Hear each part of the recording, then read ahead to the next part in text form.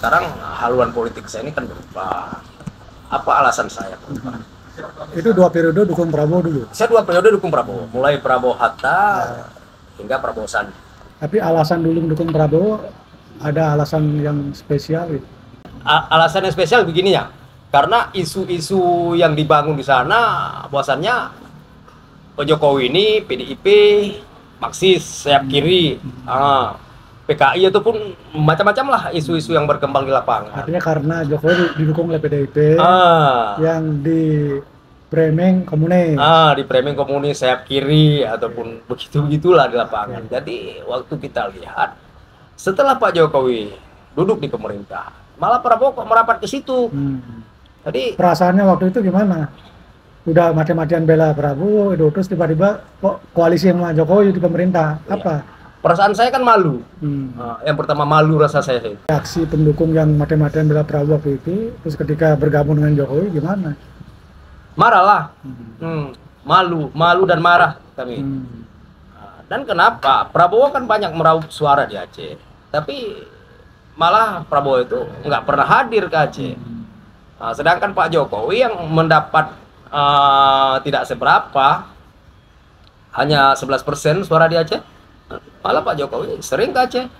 Artinya membuat simpati orang ke Jokowi. Iya. Nah terus ketika misalnya sekarang Jokowi dukung Prabowo, gimana respon masyarakat? Nggak ada respon masyarakat, bukan respon masyarakat ke Jokowi.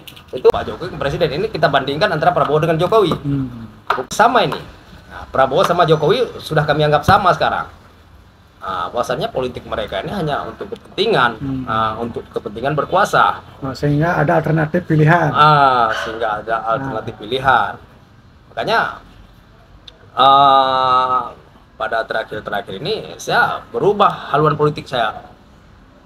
Ini kalau Anies nggak mungkin, saya pikir. Nggak mungkin apa maksudnya? Karena bawa isu agama juga. Karena kita negara Indonesia negara majemuk ya, negara yang beragam gitu. Tidak boleh radikal, tidak boleh intoleran. Karena negara Indonesia kan negara berasaskan Pancasila bagi saya. Tapi karena saya melihat sosok Pak Ganjar, sosok yang bermasyarakat, dia dari arus bawah. Karena saya merasa diri saya ini, saya bukan siapa-siapa dan saya bukan anak siapa-siapa. Saya dari masyarakat bawah dan teman-teman saya di lapangan pun orang-orang bawah. Makanya saya berpikir 10 kali nih saya berpikir ini Pak Ganjar lebih cocok dan lebih layak memimpin Indonesia. Dan kita melihat pertimbangannya apa? Pertimbangannya kalau Pak Ganjar ini punya kemampuan yang visioner dan cukup berpengalaman. Yang pertama, Pak Ganjar ini tidak arogan orangnya. Dalam politik ini tidak cepat tersinggung, tidak cepat marah, padahal dikritik bermacam-macam. Dan Pak Ganjar ini sosok yang jujur. Kan jujur. Kejujuran itu modal utama bagi seorang pemimpin bagi saya. Nah, kejujuran itu di mata masyarakat Aceh secara umum gimana gitu? Dalam kacamata masyarakat Aceh kan dikenal sangat religius gitu ya. Iya. Nah, gimana kira-kira penilaiannya gitu? Ya penilaian bagi saya, ini bagi saya pribadi ya. Saya kan orang Aceh. Saya melihat Pak Ganjar ini memang layak. Yang pertama, beliau orang jujur.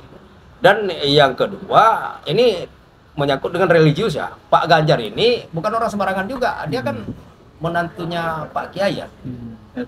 Istrinya Ibu Atikah, cucu Kiai. Dan beliau pun agamis, kan orang muslim beliau. Pengenalannya bagi masyarakat Aceh sejauh mana itu? Bahwa sebenarnya Mas Ganjar itu dari keluarga yang sebenarnya keluarga santri gitu. Iya, keluarga santri. Pengenalannya sejauh mana masyarakat sana? Dibandingkan misalnya yang lain kan nggak ada istrinya ya gitu misalnya. Seberapa kenal masyarakat? Sebenarnya sih masyarakat itu kurang kenal. Kurang kenal ya. Kurang artinya kenal. perlu disosialisasikan kan. Masyarakat Aceh itu kurang kenal dengan Pak Ganjar. Yang karena baru-baru ini aja masyarakat tahu yang mana Ganjar. Dan ada juga ini ya, masyarakat Aceh, orang-orang awam ini Bang, orang-orang awam, orang-orang tua di desa-desa itu kagak kenal sama Pak Ganjar. Kadang-kadang ada bertanya juga, yang mana sih Ganjar itu? Artinya tingkat popularitasnya masih rendah ya di Aceh. Iya, yang mana sih Ganjar itu? Padahal kan akses media sosial kan gampang sekali kan. Kan Orang main TikTok, main ini. kan enggak semua sih. Oh gitu. Nah, ini Facebook yang gitu. yang pegang handphone ini kan kalangan milenial tuh. Kalangan Z ya.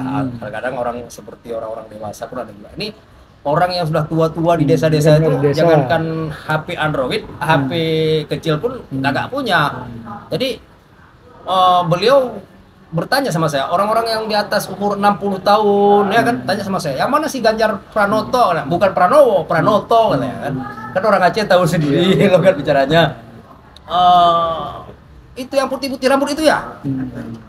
Iya, saya bilang. Kenalnya cuma dari karakteristik Pak Ganjar itu. Berarti lebih gampang menjualnya rambut putih. Iya. Karena kan di kertas suara ada foto nanti. Ada foto. Artinya ketika misalnya nama Ganjar sendiri masih asing ya, Asing. bagi masyarakat Aceh, mungkin caranya dengan begitu kalau menurut saya. Jadi yang rambut putih aja. Kami punya moto sendiri. Kalau bahasa Acehnya apa itu kami buat di sepanduk kami, Abu Putih Presiden kita nyo. Nah, Apa artinya dalam bahasa Indonesia? kalau dalam bahasa Indonesia itu Bapak Putih Rambut Presiden kita. Oh gitu. Nah itu udah benar itu. Rambut putihnya itu yang ditonjolkan. Karena nanti di kertas suara yang rambut putih hanya Ganjar Pranowo. Iya, itu orang yang tua loh Bang. Orang udah tua, udah 60 tahun ke atas itu. Kan banyak suara yang 60 tahun ke atas orang tua-tua. Kan orang awam itu, pegang handphone aja nggak tahu itu. Yang mana sih Ganjar? Yang mana sih? Saya dengar aja. Yang rambut putih gitu. Yang putih yang putih yang putih rambut. Iya katanya. Jadi cocok metode sosialisasinya itu pakai itu aja. Jadi nanti saya coblos itu yang putih rambut itu gitu ya. Nah, jadi agak mudah kita pemasaran politik di lapangan, marketing kan kita marketing politik namanya relawan ini kan untuk memasarkan Pak Ganjar, untuk memframing di lapangan itu lebih mudah dengan karakteristik beliau. Beliau kan punya karakter khas kan di antara capres-capres lain ketika beliau memang beda karena ada karakteristik sendiri, rambut beliau putih. Jadi masyarakat awam ini lebih mengenal dengan karakteristik walaupun nama beliau agak kenal.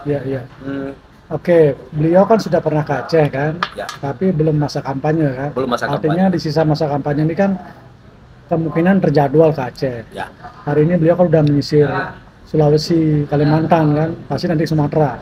Nah, apa yang diharapkan ketika beliau datang ke Aceh?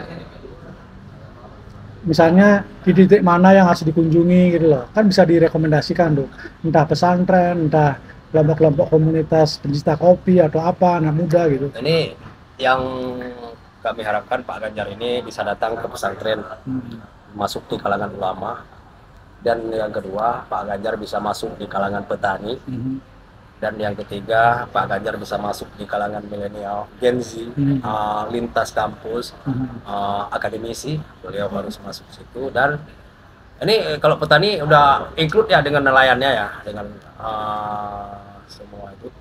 Dan kami kepingin Pak Ganjar itu bisa berbaur itu dengan masyarakat seperti daerah-daerah lain misalnya. Pak Ganjar ke Lampung kan nginap di rumah masyarakat ini. Nah, tapi aman nggak beliau kalau nginep di rumah? Aman. Kami relawan yang jaga. Kami relawan yang jaga beliau. Jadi kemarin itu kan nggak kenal sosok Pak Ganjar ini kan kurang tahu ya. Tapi sekarang, insya Allah Pak Ganjar masyarakat Aceh ini udah tahu. Oh Ganjar. Walaupun kadang-kadang minimal rambut putihnya ya. Ya. Terkadang kami walaupun dizalimi ya. Kami pernah dizalimi lah Bang. Spanduk kami pasang, satu hari kami pasang, belum satu hari pun kami pasang baliho itu hilang baliho kami. Oh berarti kami diperhitungkan ini. Malah kami agak suka itu dengan tantangan-tantangan seperti itu. Kalau misalnya kami pasang baliho kami dicopotin, dipretelin ataupun dibakar sekalian, itu kami tambah semangat untuk kerja untuk Pak Ganjar. Nah, bukan kami tambah ciut nyali kami, tambah semangat kami. Tadi dari semangat kami 10%, mungkin 100% kami tambah semangat kalau ada intimidasi pada kami.